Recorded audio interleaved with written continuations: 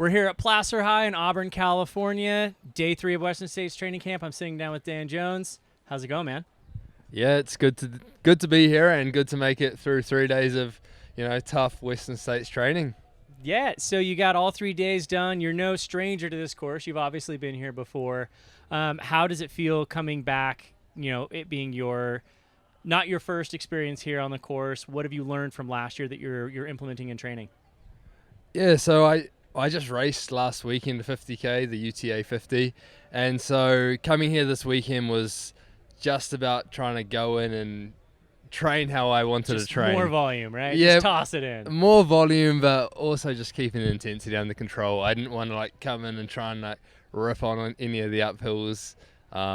That's my excuse anyway. Nah, just keep things under wraps, Yeah, that's what you were telling Rod up front. You're like, yeah. oh, I'm just keeping it chill. You go, mate. You go. I love it. I absolutely love it. No, so it is. It's great to be here, but you're also just yeah, I know the course. I know the course on race day, but it's really good coming back here and training just so I can just lock everything in again because it was a year ago now, just about. So yeah, lots of miles in between last year and this year. You kind of forget what some of those hills are like. Or you're so in the zone down Cal Street that you forget there's 6-minute hill. Yeah. There's some of those punches in the middle, right? Yeah, and as you say, there's those certain sections which I think are going to count for a lot. Just have them fresh in the mind again. And I think even I got here a week before the camp or 4 or 5 days before the camp. So I was able to get into the canyons twice now. And they're one area that I'm just I want to really have in my mind that I can run up here, On race day, it feels like you can't because you're already, 70, 80 kilometers in, whatever that is in miles, 40 or 50 miles in. The conversions are still, I still work on those. I think that was somewhat accurate. But yeah, you can work away at it. You just got to make sure that you keep the heart rate under control, get it, try and reset at the bottom of those canyons, get cold, keep wet, and then, I think you can stay in it and just, push up. So what did you learn last year? Obviously returning top 10. What did you learn last year that you're implementing in training that you're going to do slightly different this year? I think it is just, I don't know. I think every year it's going to be different and, the feelings throughout the race might change each year as well. So it was really cool last year. I was getting to run a lot with my buddy Hayden Hawkes, good training buddy and good mate. And so we from Robinson Flat, we ran together. We ran right down into that first canyon, and then it was I think I just learned that I've just got to realize it's a long race, and I really want to come onto Michigan Bluff. I think I said this last year as well, but I want to come out onto Michigan Bluff feeling like, okay, I've been working, but it's under control. I can now push forward through Volcano Canyon and then make work happen on the flowy trails from Forest Hill onwards. Yeah, I always forget how runnable, but also painfully runnable those trails are until I come out to camp or I pace and I'm just like, wow, that Cal Street section can blow your quads up quite a bit. Yep. Are there any other basically traps that you found at Western States that you're the canyons is always a trap for people who aren't prepared for them, or Forest Hill is a trap for people who didn't season their quads very well? Yeah, I think the trap is the trap that I've worked out is the canyons. And then the trap beyond Forest Hill is you start running. And then it's not about a complacency, but I think if you really focus, you can actually kick it into a higher gear than you think you're capable of running sometimes. And you may as well get that started early rather than leaving it to the track, yeah. Yeah, you never want to be in a sprint on the track. Definitely not. I think Rod learned that last year, that it's a scary situation, right? Yeah, it's a scary situation. It worked out pretty all right for him, still holding that second place. But I think, as you say, if you can really leave it all out there, make sure that you're, putting in the effort that's consistent across all those flowy trails right up to Roby Point, say, and then you can look behind.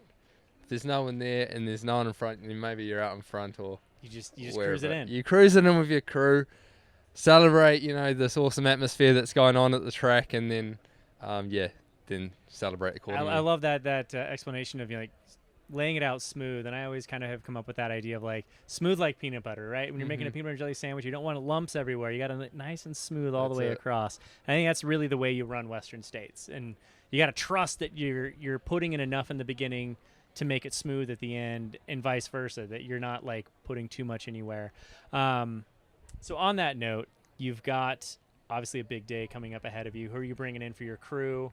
What are you most looking forward to on race day?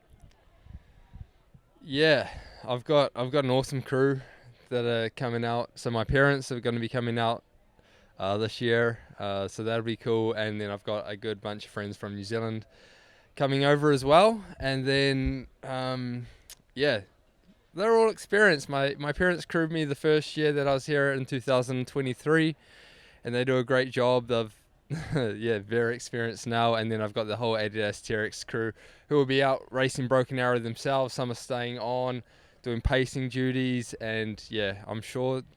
Oh, the Precision Fuel and Hydration crew are going to be out here. So we're going to have a lot of people, and I know just looking like some of the footage from last year, you almost don't realize what goes on at those aid stations when you're racing, because you've got your jobs to do, but then there's this whole like gathering of everyone else that are also there helping you, and you appreciate it all, but sometimes you don't actually realize just how many people are doing, you know, certain little things like grabbing sponges and grabbing your fuel so you can replace your nutrition. Yeah, it's amazing. Like, you just have to be truly grateful to have that kind of support network. Yeah. Yeah, I mean, it takes a village, right, to get most of these runners to the finish line, especially like running, you know, tip of the spear, kind of front of the pack. Like you need things to be quick, you need things to be fast. What have you learned in the past about the speed of these transitions of going through the aid stations? That specifically here at Western States, like it happens at a lot of races, but Western States seems to be like dialed fast at these aid stations. Yeah. Does that make you feel like anxious when you get into an aid station, like, oh, am I getting everything and then getting out, or do you have your plan dialed? And I think things are like quite rapidly changing to these new circumstances, right? Yeah. And yeah, you have to be so onto it at Western States, because it's not just your fuel, which is quite, you know, commonplace in most other races, but you've got to get the ice, or you got the ice bandanas, you got water getting thrown over your head, and like if you miss those certain key ingredients to a good race, then yeah, you might be really suffering that next section of trail. So it is super important, but I think you do, like, yeah, you got to be fast, but you also got to be taking care of like the right things as well, and making sure that you don't miss out with your stuff. Yeah, and in a race this fast, just like anything else in life, the faster you go, the much smaller the like capacity for making a mistake is, right? And I think that I was talking to another athlete who said they just forgot a cold water bottle at one aid station early on, and that ruined a lot of their race moving forward. And it's amazing how just like a ice cold water bottle versus a normal water bottle like can really just disrupt the whole process, really. That's true, but I think, you know, if you're trusting in your crew to get those things right as well, then between you and everyone else, then hopefully you get 99% right, and you'll be almost there. Yeah, the idea is blowing up, but blowing up, you know, like when you hit the track, not any sooner than that, right? That's it. Yeah, no, I absolutely love it. So last thing we want to talk about is this year is particularly stout up front in the men's field. How are you feeling about racing against these other studs? And, you know, is there anyone you're excited to race with? Obviously, your boy Hayden is not. He had to pull the plug, so he won't be here. Is he going to be in your crew? Is he going to come out in crew? He's going to be out there, and I'm sure I'll get a lot of support from him. Wrangle him into crew. But yeah, so of these amazing athletes on the men's field this year, who are you most excited to race with? I haven't raced against all of them just yet, but I've raced against a lot of them, right? So, of course, you got to actually like put the names that have already performed well in this race right up there, and think that, you know, people that have the experience of Western States, likes of Killian. Well, I haven't raced Killian before, but it's going to be awesome to have him on the start line and just seeing how things go. And then obviously, like, you know, Jim and Rod getting first and second last year, there's just so much that can be said for experience in this race. So, hey, they've done it before. They can do it again, but also I feel like I'm right there with a 5th and 4th, so I'll be definitely putting my hat in the I'll be putting my name forward. I feel like there's a lot of runners that I can really say that can have their day out there. I think people weren't expecting Rod to have his day last year, and he showed up to Forest Hill in first. The only time Jim Walmsley has ever not made it to Forest Hill in first place that he's ever run this race. So I think that it really can be anyone's day, and when there's that many talented athletes towing the line, I think it's going to be a lot of pushing and pulling. Do you feel like with that much talent and that much speed out front, and I'm hearing rumors of sub 14 finishes, like, do you feel like there's going to be a lot of carnage this year? Are you hoping to put yourself out there and just see what happens? What's the game plan for that? Yeah, and we don't know what the temperature is going to be like. I'd love, like, if it's a sub 14 year and it's also 110 degrees in Auburn or something stupid like that, then I'd be surprised. Right. I'd be surprised. But so let's say it's just super hot, then I'm almost been like, look, bring that on. I've had 2 years where it's you've been practically living in summer in terms of like the summer in New Zealand is just getting over, and you're coming to this summer, so it's you're heat trained, you're good. Yeah, but it hasn't been super hot for a while. But more so, like, I've had 2 years of states where it's been like fairly moderate temperatures in the scheme of things, and so if it was a super hot year, then I feel like I'd experience the true states. And if I could go out and have a good race there, I know I've got the speed to go out at any pace. But I need to just make sure that I have a smart race as well, and make sure that, as I said before, like, I'm laying down a consistently hard effort and I can finish strong. Like, I know from my racing at like Tarawera, which is a flowy course, it's almost like the back end of this course. I can run that fast, but who knows, maybe not at the end of 100 mile. But if I can run at least close to feeling like that, then that'll be great. Yeah, no, so that's I think you're going to have a great race out there. You've tuned up for it. You've put yourself in a position of, year after year, consistently performing very well. You've had great performances at Lake Sonoma, UTA, like all these other great races. It feels like you're on that trajectory of slowly ratcheting your way up the leaderboard here at Western States, and I'm really hoping to see it. Last question for you. I would not consider you a veteran of Western States yet, but you're seasoned. You've been here a few times, right? Appreciate that.